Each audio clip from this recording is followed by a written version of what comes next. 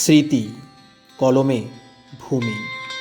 তাহলে 5টা বছর আমায় একা কাটাতে হবে, তাই তো? মোটেই না পাগলি, খালি সমুদ্রটাকে পাবো না। আকাশটা তো একটাই নাকি?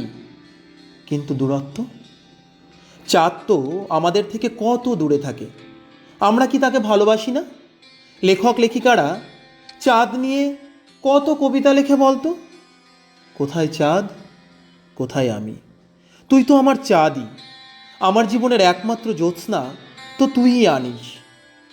চাঁদ যেমন অমাবস্যায় পৃথিবীর ছায়ায় ঢেকে যায়, তেমন আমিও তোর জীবন থেকে অদৃশ্য হয়ে যাব, তাই তো? পৃথিবীর মানুষ তখন চাঁদকে দেখতে না পেলেও সে মন থেকে মুছে যায় না।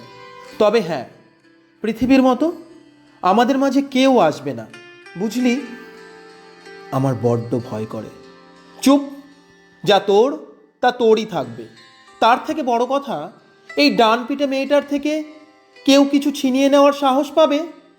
সেই ছোটবেলা থেকে পছন্দের কিছু কেউ নিতে চাইলে ঠিক জোর খাটিয়ে নিজের জিনিস আদায় করিস।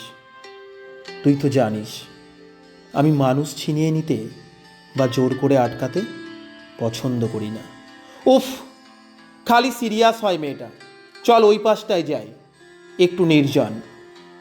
দুপুর হওয়ায় সমুদ্রের তীরে তেমন কেউ নেই। হালকা রোদ আছে শুধু, বালিগুলো ঈষৎ চিকচিক করছে। কিছু শঙ্খচিল এদিক ওদিক উড়ে নিজেদের মধ্যে বার্তালাপে ব্যস্ত। প্রেমিক প্রেমিকার এই প্রেমালাপে তারা মোটেই বিরক্ত করছে না।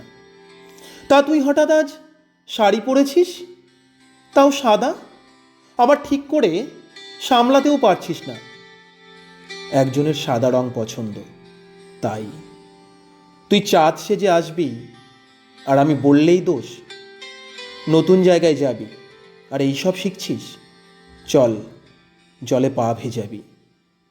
দুজনে বেজায় ছোটাছুটি, লাফালাফি করতে লাগলো সমুদ্রের তীরে। ঢেউ আসছে যাচ্ছে, আর কিছুটা ওদের মিষ্টি স্মৃতি নিজের কাছেও নিয়ে যাচ্ছে। ওরে, চুলটা বাঁধ, চুলের গার্ডার যে নিচে চলে গেছে। কি অগোছলো করে রেখেছিস চুলটাকে, আয় ঠিক করে দিই। তুই না থাকলে কে ঠিক করে দেবে? নিজে নিজেও তো করতে হবে, শিখতে হবে। সারা জীবন বুঝি কেউ থাকে? নিজেকে গুছিয়ে রাখা শিখবি, তবেই তো আর 5জন ভালোবাসবে। আমি তবে অগোছলো থেকে গোছালো হতে চাই না। বেশ, আমিই গুছিয়ে দেব তোকে, দূরে থেকে হোক বা কাছে।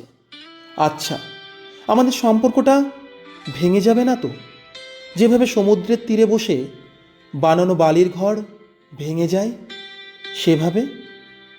সমুদ্র ঠিক সময়ের মতো, নতুন জিনিস গড়তে সময় দেয়, আবার এক নিমেষে ভেঙেও দেয়। একটা বালির ঘর ভাঙে, পরের দিন আরেকটা তৈরি হয়। ঘর তৈরি হওয়া কিন্তু থেমে নেই।